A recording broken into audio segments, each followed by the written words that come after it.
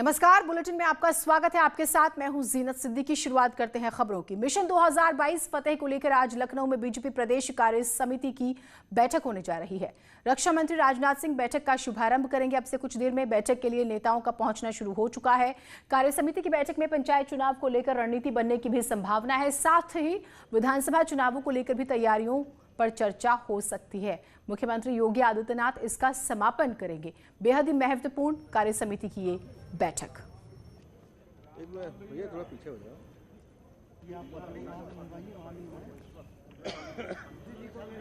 प्रदेश कार्य समिति बैठक का आयोजन होता है और ये संगठन का लगातार चलने वाला कार्यक्रम है।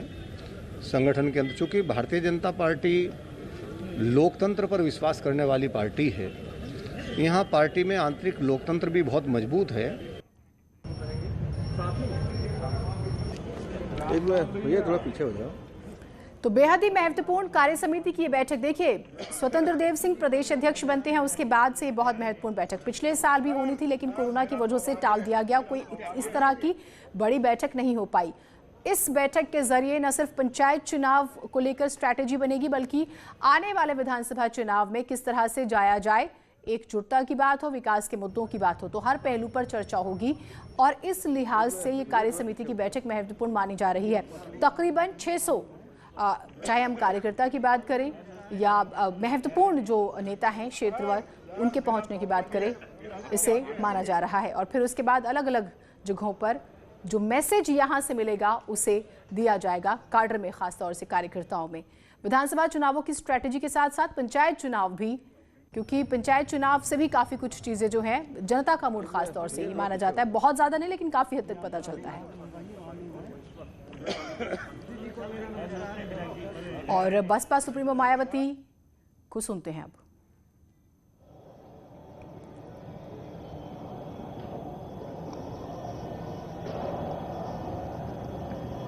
मीडिया बंधुओं, वैसे आप लोगों को ये विदित है कि आज परम पूज्य बाबा साहब डॉक्टर भीमराव अंबेडकर के आत्मसम्मान एवं स्वाभिमान के मूवमेंट के रुके कारवां को मान्यवर श्री कांशीराम जी द्वारा स्थापित किए गए बामसेफ, DS4 व BSP के माध्यम से उसे नया जीवन व ऊर्जा देकर देश में समाज व लोकतंत्र को मजबूत करने का ऐतिहासिक कार्य करने वाले मान्यवर श्री कांशीराम जी की जयंती है, जिनको सबसे पहले मैं हार्दिक दिल से नमन व अपने श्रद्धा सुमन अर्पित करती हूँ।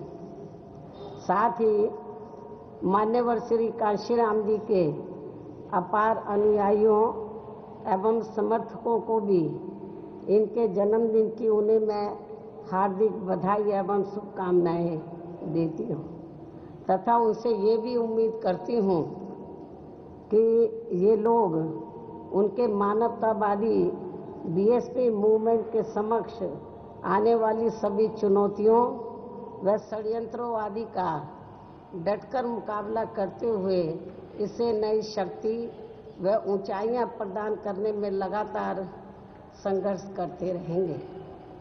इसके साथ साथ विकट परिस्थितियों में भी ये लोग कभी भी हताश व निराश नहीं होंगे। और इन्हें मैं ये भी बताना चाहती हूँ कि BSP विरोधी जातिवादी पार्टियां व ताकतें चाहे सत्ता में हो या विपक्ष में, खासकर चुनाव के समय में ये सभी पार्टियां व ताकतें किस्म किस्म के साम दाम दंड भेद आदि अनेकों हथकंडे इस्तेमाल करके BSP के विरुद्ध एकजुट हो जाती हैं, जिनको मान्यवर श्री कांशीराम जी ने भी काफ़ी झेला है। और अभी भी BSP मूवमेंट की मजबूती को आघात पहुंचाने वालों से इन्हें हर स्तर पर जरूर सावधान रहना है। जहां तक मान्यवर श्री कांशीराम जी के व्यक्तित्व का सवाल है, तो इनके बारे में यह बात सर्वविदित है कि इन्होंने अनेकों दुख तकलीफें उठा के अपनी पूरी जिंदगी बाबा साहब डॉक्टर भीमराव अंबेडकर के अधूरे पड़े कारवां को मंजिल तक पहुंचाने के लिए समर्पित की है। इसके साथ ही इन्होंने बाबा साहब डॉक्टर अंबेडकर के बताए हुए रास्तों पर चलकर समाज में विशेषकर दलित, शोषित, आदिवासी, पिछड़े, मुस्लिम एवं अन्य धार्मिक अल्पसंख्यक आदि अपार दुखी, पीड़ित व उपेक्षित वर्गों के लोगों को अपने पैरों पर खड़ा करने के लिए भी पूरी कोशिश की है।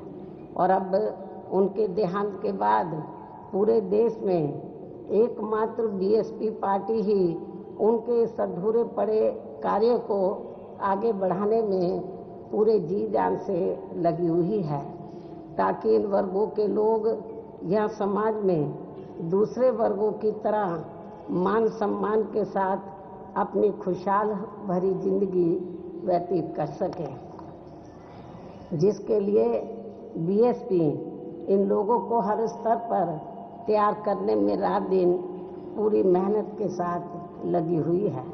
और इनको पार्टी की हर छोटी बड़ी बैठकों व जनसभाओं आदि में उनकी ये बात उनकी यानी कि मान्यवर श्री कांशीराम जी की व बाबा साहब डॉक्टर अंबेडकर की भी ये बात समझाई जा रही है कि जब तक केंद्र व राज्यों में जातिवादी, पूंजीवादी एवं संकीर्ण मानसिकता रखने वाली पार्टियों की सरकारें चलती रहेंगी, तो तब तक पूरे देश में इन वर्गों के लोगों की सामाजिक,